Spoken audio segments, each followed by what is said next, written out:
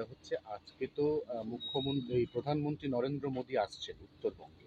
তো আপনি উত্তরবঙ্গে যাবেন না, মানে গেলেন না? না না, উত্তর বাংলার প্রোগ্রাম আছে, ওখানকার কর্মীরা থাকবে, জনসভা আছে, তো ওখানকার কর্মীরাই যাবেন। কলকাতায় যখন আসবেন আমরা এখানে থাকবো। হ্যাঁ, সেখানে আজকে তো আপনার মানে সবাই, সুকান্ত মজুমদার, শুভেন্দু অধিকারী, যারা লিডার আছেন তাদের প্রোটোকল থাকে, তাদেরকে থাকতে হয় প্রাইম মিনিস্টারের সঙ্গে।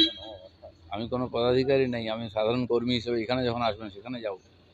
দিলীপ ঘোষ পদাধিকারী নয়, কিন্তু দিলীপ ঘোষ অত্যন্ত সক্রিয় কর্মী বিজেপির, সেই জন্য মাঠে সক্রিয় আছে, কর্মীদের সঙ্গে আছি, আমি সাধারণ কর্মী, সাধারণ কর্মীদের সঙ্গেই আছি। না, এটা তো আপনি এই পশ্চিমবঙ্গে এটা মানতে কোনো বাধা নেই যে বিধায়ক সংখ্যা ৭৭ পর্যন্ত তুলেছেন, সাংসদের সংখ্যা ১৮ পর্যন্ত তুলে দিয়েছেন।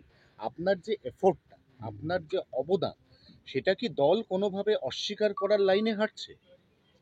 স্বীকার অস্বীকার কে করলো না করলো তাতে কোনো ফারাক পড়বে না। আমাকে পার্টি যে দায়িত্ব দিয়েছে আমি নিষ্ঠার সঙ্গে সেটা পালন করেছি। এবার যে কাজটা অসম্পূর্ণ আছে পরবর্তী যারা আসবেন তারা পূর্ণ করবেন। পার্টি এগোতে থাকে, চলতে থাকে। আমরা সাধারণ কর্মী, পার্টি যেমন দায়িত্ব দেয় সেটা করি, আর আমাদের অবদান রাখার চেষ্টা করি যাতে পার্টি লাভবান হয়। আজ পার্টি এত বড় হয়েছে বলে আমরাও নেতা হয়ে গেছি, আমাদেরও সম্মান বেড়েছে। বাকি আগামী দিনে কাজ এগোতে থাকবে, সবাই তাদের যোগদান দেবে, আর প্রত্যেক কর্মীর পার্টিতে যে জায়গা সেটা পার্টি তাদের দেয়।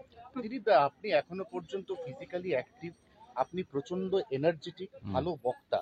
আপনার হাত দিয়ে দল ওই পর্যায় পর্যন্ত উঠে গেছিল, তাহলে এখন দল আপনাকে কাজে লাগাতে চাইছে না? পার্টি আমাকেও সম্মান দিয়েছে, মর্যাদা দিয়েছে, আমাকে সর্বভারতীয় দায়িত্ব দিয়েছে। তারপর নির্বাচনের জন্য সবাইকে, যারা নির্বাচন লড়েছিলেন তাদেরকে পার্টির কমিটি থেকে আলাদা করা হয়েছিল যে আপনার ইলেকশন লড়ে নিন। ইলেকশন হয়ে গেছে, নতুন করে কমিটি হচ্ছে। সারা ভারতবর্ষে আমাদের সাংবিধানিক পদ্ধতিতে একবারে নির্বাচিত প্রেসিডেন্ট এবং কমিটি হচ্ছে। তো এবার আমরা সবাই আছি, নতুন কমিটিতে কে কোথায় জায়গা পায় দেখে সেভাবে কাজ হবে। খারাপ লাগে না? খারাপ লাগবে কেন? আমি কোনোদিন ভাবিনি আমি প্রেসিডেন্ট হবো, আমি এমএলএ হবো, এমপি হবো। পার্টি যেটুকু বলেছে আমি সেটা করে দেখিয়েছি। আবার পার্টি যদি আমাকে দায়িত্ব দেয় আমি সেটা করবো। আমাকে যদি পার্টি বলে তুমি সাধারণ কর্মী হিসেবে কাজ করো, তো পার্টির মধ্যে থাকবো, তো পার্টির কাজই করবো।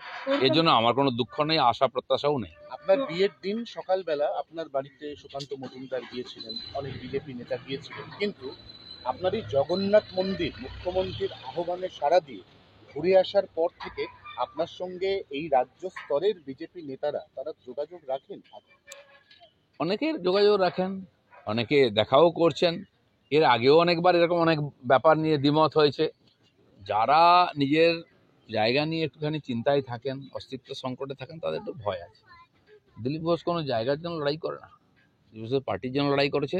আর তারপরেও আমি যেন এই ভারত পশ্চিমবাংলার সাধারণ নাগরিক, আর সেই হিসাবে আমার একটা দায়িত্ব আছে। আমি একেবারে এই বয়কট, আপন পর কোনোদিন বিশ্বাস করিনি, আগামী দিনেও করব না।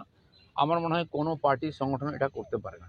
কিন্তু ভারতীয় জনতা পার্টিতে আছে, পার্টির কর্মী হিসেবে পার্টির নীতি আদর্শের সঙ্গে, ডিসিপ্লিনের সঙ্গে আছে। আমি জানি না কে এই ধরনের পলিসি ঠিক করে, এটা চলবে না ওটা চলবে না। বিজেপি কোনোদিন এরকম বলেছে বা করেছে আমার জানা নেই। দিলীপ ঘোষ তো কোর কমিটির সদস্য, প্রধানমন্ত্রীর সভায় কোর কমিটি মিটিং হলে যাবো। অন্য প্রশ্নে যাইবার।